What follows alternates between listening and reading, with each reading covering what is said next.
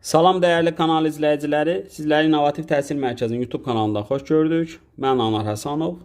Bu gün sizlərə təhsil mərkəzimizin 2025-ci il üçün noyabr ayı üzrə keçirdiyi buraxılış imtahanlarından 11-ci siniflər üzrə riyaziyyat suallarının izahını verəcəm. Hər kəsə xoş öyrənmələr. Deməli, başlayaq 61-ci sualda. Yazıb kəskinməsi boş olmayan A və B çoxluqları üçün 2 məlumat verib. Çoxluqların fərqindən danışır və birləşmənin ən kiçik qiymətindən danışır. Çox gözəl sualdır. Deməli, biz kəsikmə boş deyilsə deyirsə, biz bu Euler-Venn diaqramını belə çəkməliyik və bura x deyəndə bu A-B idi, bura y deyəndə bu kəsikmə idi, bura z deyəndə bu da B-A idi və birləşmə bu üçünün nəyindən ibarət olurdu? Cəmindən ibarət olurdu və bunları bizə veribsə, bu hissəni, bu üçünün, baxın, fikirləşin, bunların cəmini soruşur və deyir ki, bu cəm ən balaca olaraq 23-dür. Və kəsikmə deyir, boş deyil. Kəsikmə boş deyilsə və birləşmənin ən az olması üçün gərək kəsikmə biz ən azı 1 verək. Çünki bunu çoxaltdıqca birləşmə nə olacaq? Bax, fikir verin. Diqqətli olun. Yəqin anladınız da. Çünki bax, bura. Buralar sabitdir. Buralar sabitdirsə, bura qalır. Buranı da gərək ən balaca verək ki, o birləşmə nə olsun? Ən balaca olsun. Yəqin ki, anladınız. Deməli, indi bura 1 veririk. Bura 3x minus 1-dir. Burada 2x plus 3-dür. Birləşmə bu 3 dənə yerin cəmi idi. Toplayırıq və 23 alırıq. Buradan 5x bərabərdir 20. X-imiz nə olur? 4 olur. Maraqlı sualdır bu, deyərdim. 62-ci sual. Yazıb rombun iti bucağı 60-dır və rombun xarici oblastında olmaqla tərəflər üzərində qurulmuş kvadratların sahələr cəmi 144-dür. Rombun kiçik diaqonalını tapın. Və fikir versəniz, rombun bütün tərəfləri axı bərabərdir və rombun tərəfləri üzərində qurulmuş kvadratlardan danışırsa, tərəf eynidir. Onda bu kvadratlar da eyni kvadratlar olacaq. Yəni da mən birini çəkirəm. Və birinin sahəsi A kvadratdır. 4 dənəsi olur 144. Və A kvadrat olur 36. Tərəf də olur nə? 6. İndi gəlin bunu silək. İndi deyir ki, rombun iti bucağı var. Rombun kiçik diaqonalı tapın. İti bucağı 60-dırsa, rombun kiçik diaqonalı, baxın, bura olur. İti bucaq təpəsinin qarşısında olur. Onda rombun diaqonalı tənbölən idi. Və yaxud da ki, bərabər yanında təpə 60 olanda bərabər tərəfli olur. Yəni, bura A-dırsa, bunlar hamısı nə olur? A olur. Yəni, kiçik diaqonalda nə olur? A olur. Əgər böyük diaqonalını istəsəydi, böyük diaqonalda bu vaxtı A uşaqda 3 olacaqdır. Deməli, cavab oldu A variantı. 63. 63-də kublardı görəndə biz kublar fərqi üçün köməkçi müxtəsər vurma düsturu olaraq bu düsturdan istifadə edirik. Deməli, mən burada hər tərəfi A-ya bölürəm və bunları bir tərəfli yığıram. İndi bu düsturu ora tətbiq eləyirəm. Yəni, A yerində qalıb, B isə 1/A-dır. Gətirirəm, yerinə qoyuram. Burada hasildə bunların tərslər olduğuna görə, tərs ədələr olduğuna görə hasili 1-dir. Eləyir 3 dənə A minus 1/A. İndi 3-ün kubu 27 eləyir, plus 3 vurulsun 3. Bu da eləyir nə qədər? 36. Deməli, 63-cü sualın cavabını tapdıq. Həndəsi orta. Həndəsi orta 2 dənə ədəd üçün kökaltı AB idi. Ədədi orta cəmin yarısı idi. Deməli, biz bunların hasilini tapıb kök alacağıq.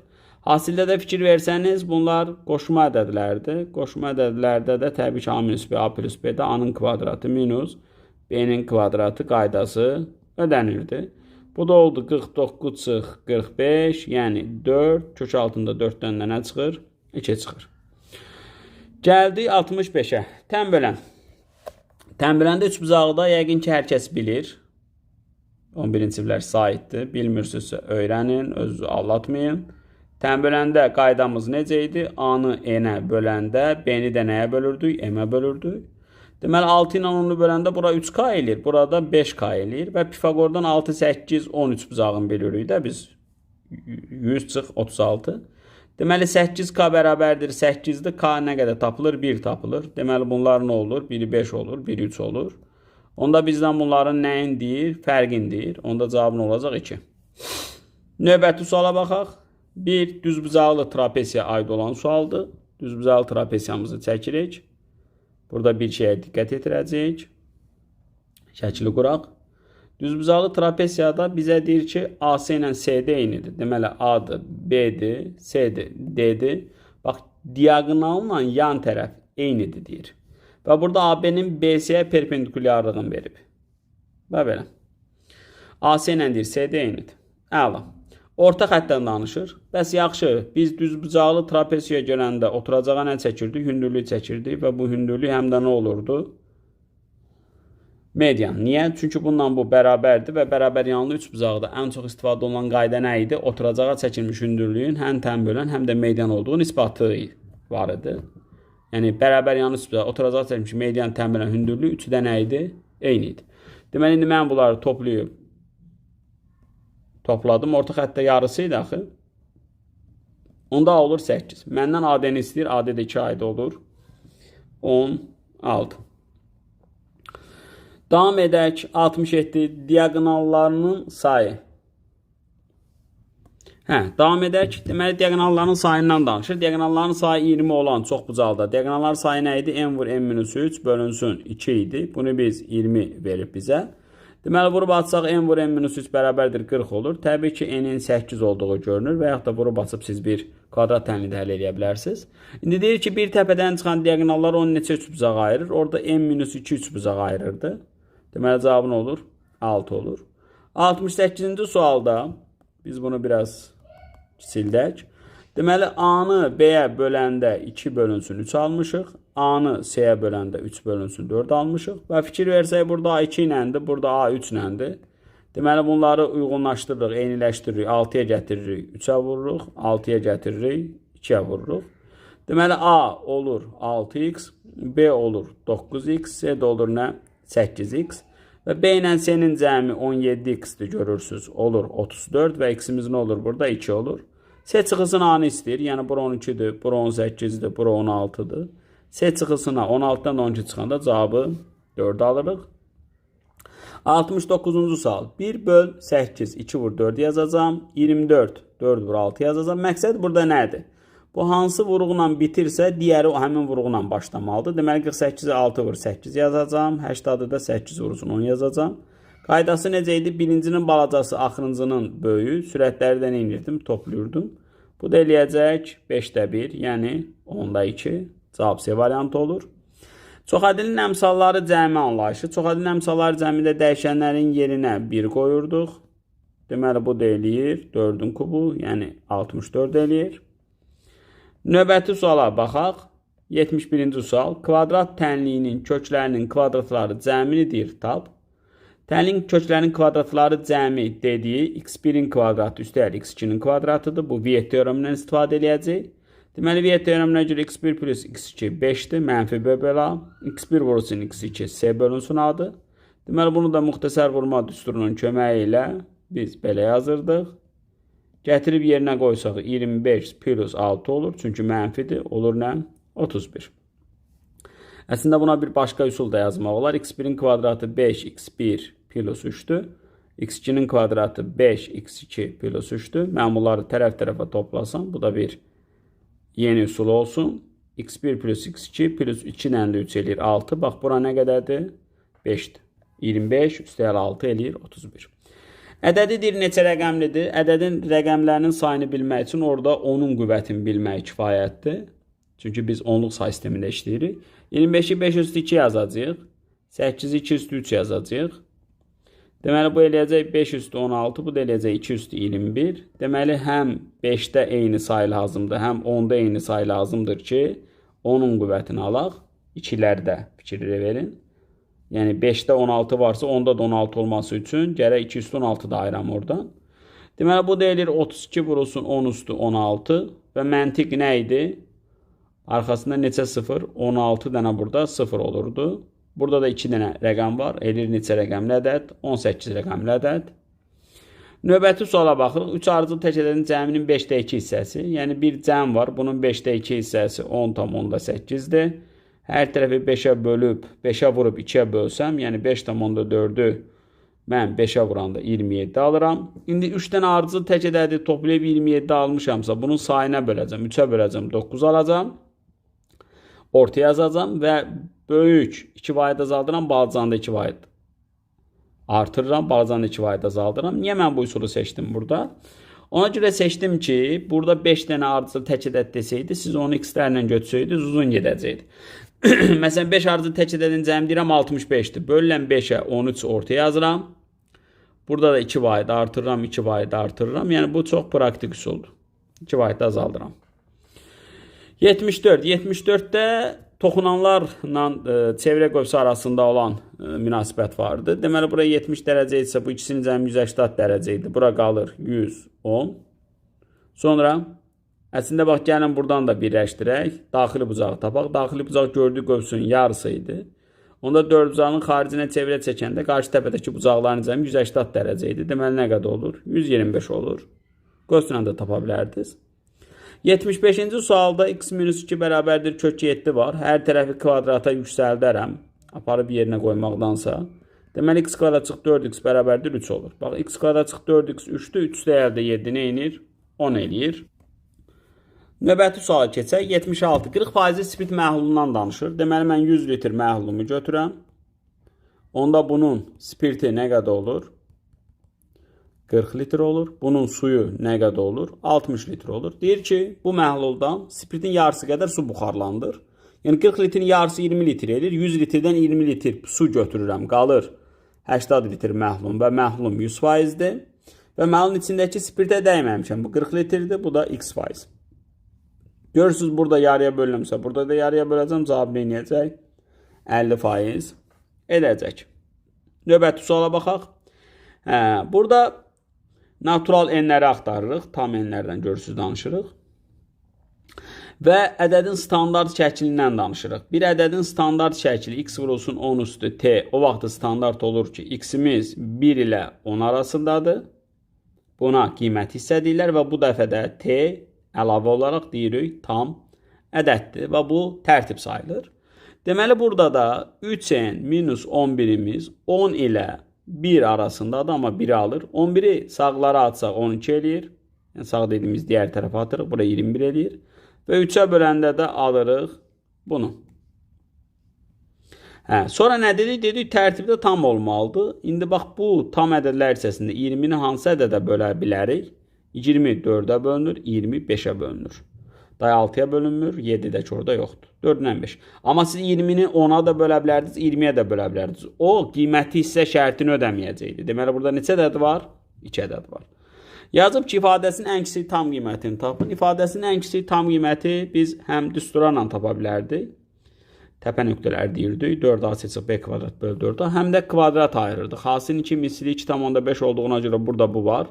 Və mən 2,5-in kvadratı, yəni altdan %25-i buraya əlavə etmişəm. Burada nə qalır? Burada qalır 2,75. Kvadratın ən aşağı yeri 0-dır. Deməli, bu böyük bərabərdir 2,75-dən. Bir ifadə 2,75-dən böyük bərabərdir. Amma məndən ən kiçik tam qiymətini istəyir. 2,75-dən böyük bərabər olan ən kiçik ədədi nədir? 3-dür. 79. Düzbucaqlı üçbucağın iti bucaqların nisbətini verib. Biri 2x-dir, biri 7x-dir. Biz bilirik, toplayanda 9x-imiz 90-dır. X-imiz olur. Nə qədər? 10 dərəcə. Deməli, bura 20 dərəcə olur. Bura 70 dərəcə olur. Şahirdlər, mən bunun izahlarına baxanda, yazdıqlarınıza baxanda, bəziləri sadəcə iti bucaqları çıxıbsınız, bəziləri çıxıb bölübsünüz 2-yə. Orada bilin, nə inirsiniz. Median deyəndə median hipotenuzun orta nöqtəsini birləşdirən parçadır və muhtəşəm üçlüyə görə bura 70, bura 20 olurdu. Hündürlük nə idi bəs? Həm də median hipotenuzun yarısı idi. Hündürlük nə idi? Qarşı tərəfi ilə 90 dərəcə bucaq əmələ gətirirdi. Yəni, bura 20 dərəcə oldu. Onda buradan bura 90 olmaq üçün bura nə qaldı? 50.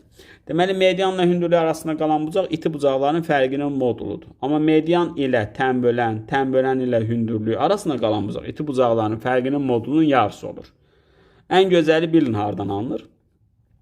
Paraqramın qarşı tərəfləri bir-birinə bərabərdir. Ondan istifadə edəcəksiniz. Kiçik tərəfin 6 verib və bu nisbəti bizə belə verib. Biz burada fikir versək, bir üçbucağımız var. Üçbucaqda tən bölən qaydası vardı. Qollar nisbəti eyni idi.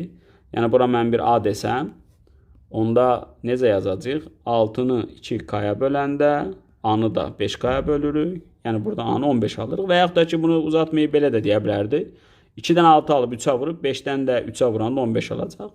İndi perimetri istəyirik. Perimetrdə tərəfi toplayıb 2-yə vururduq. Deməli, 2 vurusun 21 olacaq nə? 42. Yəni, bütün tərəflərin cəmi idi.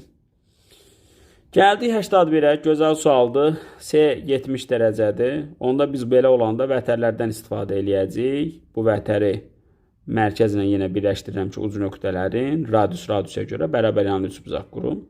Deməli, bura qaldı 40 dərəcə, çünki bunlar radiusdur. Onda bura oldu 50 dərəcə. Yenə bərabər yanlıda təpərli olanda yerdə 130 qalır. 2 yerə bölünür 65. 65. Deməli, A bucağı oldu 65 dərəcə. Yəni, vətər ilə radius arasında əlaqəni qururam. Mərkəzlə birləşdirirəm uc nöqtələrini, bərabər yanlı üçbucaqlar alıram. Sonra 82-ci sual. 82-ci sualda məsələmizi oxuyaq. Məsələni bir neçə dəfə oxumaq lazımdır ki, tam sizlərə çatsın, aydın olsun. Məsələdə yazılıb ki, 2 boru var, kran var və A kranı hovuzu doldurmaq üçündür. Burada B kranı da hovuzu boşaltmaq üçündür. Deməli, deyilir ki, A kranı hovuzu doldurur 2 saata 16 litr. Onda A 2 saata 16 litr doldurursa 1 saata 8 litr doldurur. B kranı 3 saata 12 litr boşaldırsa 4 saata 4 ərə saxlayaq. 1 saata nə edəcək? 4 litr boşaldacaq. Onda A ilə B ikisi bir yerdə açılanda bu müsbət, bu mənfi. Yəni burada olacaq 8 çıx 4, yəni 8 çıx 4 və 4 litr su dolacaq. Yəni İkisi birlikdə eyni anda açılanda A dolduracaq, B boşaldacaq. Ona görə 8 çıx 4-dən 4 litr su qalacaq. İndi bunlar 6 saat açıq olur. 6 saat 4-ə vuranda 24 litr su dolur. Ümumi 150 litr idi. 150 litr 100% idi. Buradan 24 litr doldurmuşuq. Bu da bir x%. X-imizi də tənasüb əldə etsək nə alırıq? 16% alırıq. Növbəti sual. Bir cəbri kəsirlər verib. Cəbri kəsirlərin nə vaxtı mənası olmurdu? Məxrəc 0 olsun. Məxrəci 0-a çevirən x-lər üçün verilən kəsirin mənası olmurdu.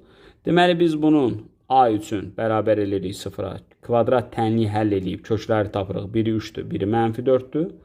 Bu B-ni də məxrəcin 0-a bərabər həll edirik. Kvadrat tənliyin köklərini tapırıq. Biri 3, biri 1 olur. Deməli, baxın, bura 3-dür. Bura 1-dir, burada nədir? -4. Çünki ortaq Euler-Venn diaqramında hər ikisinin kəsişdiyi yerə nə deyirdik? Ortaq elementlər deyirdik. İndi bunları topla, A plus B plus C-ni topla. Cavabı nə qalır? 0 qalır. Növbəti məsələ bir ədədi orta məsələsidir. Deməli, şagird 4 dənə imtahana daxil olub və bunun 4-ünə görə ilk 3-ünün ədədi ortasını 9 verib, toplayıb sayına bölürdük. Oldu 27. Və bütün 4 imtahanın ədədi ortası da 10'dur. Onda biz buradan nə alırıq? A plus B plus C plus D də 40 alırıq. Deməli, bura 27'dir. Burada nə qalır? 13 qalır. Deməli, 4-cü imtahanda nəymiş? 13'müş. Çünki bura yuxarıda nə idi? 27 idi. Gəldik sonuncu suala. Kökləri bu olan kvadrat tənliyin köklərindən 2 vaid B olan çevrilmiş kvadrat tənliyin əmsalları arasını tapın. Gəlin buna sizə bir təzə bir üsul deyim, belə deyim, standart olmayan bir üsul deyim. Bizə deyir ki, təzə bir kvadrat tənliyi qur. Çevrilmiş kvadrat tənliyi qur və burada köklər bu tənliyin yuxarıdakı köklərindən 2 vaid böyük olsun. Yəni hər biri T1 x1 plus 2, T2 də x2 plus 2'dir. Mən belə götürürəm. Baxın, indi burada nə edəcəm? X-i tapacam T-2. Gətirəcəm, burada yerinə yazacam. Siz Viet teoremi ilə belə deyim, işləyərsiniz. Və bunu açıram.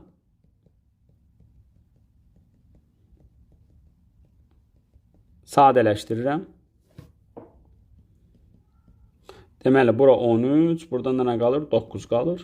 Deməli, bax, bu kvadrat tənlikdə T-ni biz x-də eləyə bilərik. Çünki orada hərfin dəyişməyin bir mənası yoxdur. Deməli, bizim tənliyimiz bu oldu. Çevrilmiş kvadrat tənliyimiz bu oldu. Burada da əmsallar biri 1'dir, digəri B -1'dir, C-də nədir? -9'dur. Bunların hasilini istəyir. Cavabı nə olur? 9. Baxın, bu mən deyərdim ki, bu tənliyi üçün çox gözəl bir üsuldur. Sonra blok imtahanlarımız da olacaq. Gəlin, mən sizə sınaq saytımız haqqında məlumat verim. Yəni, İnnovativ Təhsil Mərkəzinin rəsmi saytında sınaqlardan asılı çox bölmələri var. Yəni, onlar haqqında sizə məlumat verim. Deməli, İnnovativ Təhsil Mərkəzinin rəsmi saytı itm.edu.az-dır. Daxil olursunuz. Daxil olanda nəticələrimizə də baxa bilərsiniz bizim. Yəni, təhsil mərkəzimizin şagirdlərinin nəticələridir. Deməli, əyani hazırlaşan uşaqlar, əyani imtahanlarımıza gələn şagirdlərə aiddir. Burada menumuzda iş nömrəsi ilə nəticəmiz menumuz var. Gəlirsiniz, bura klik edirsiniz və imtahanı seçirsiniz.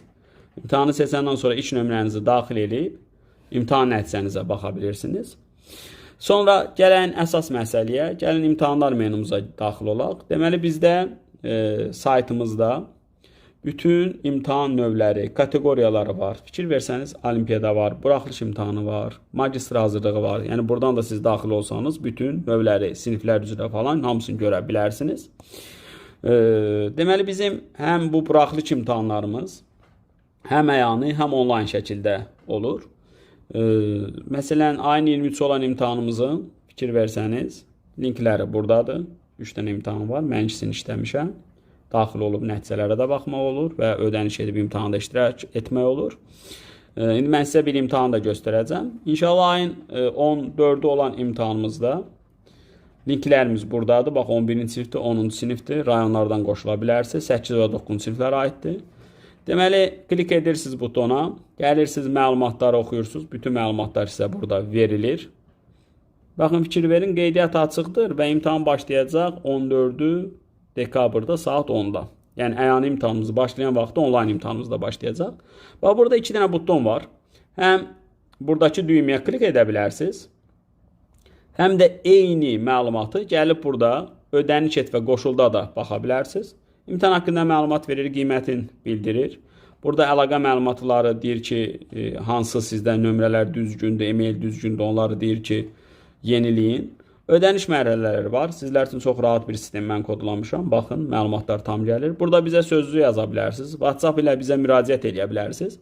Əsas olan burada sorğunu qeydə aldı. Burada sorğunu qeydə al vuranda, baxın, sizə məlumat verir. Yazır ki, burada ödəniş sorğunuz qeydə alınıb və hazırda gözlənilir. Satış komandamız ən qısa zamanda sizinlə əlaqə saxlayacaq. Yəni, admin panelə və menecerlərə bildiriş edir.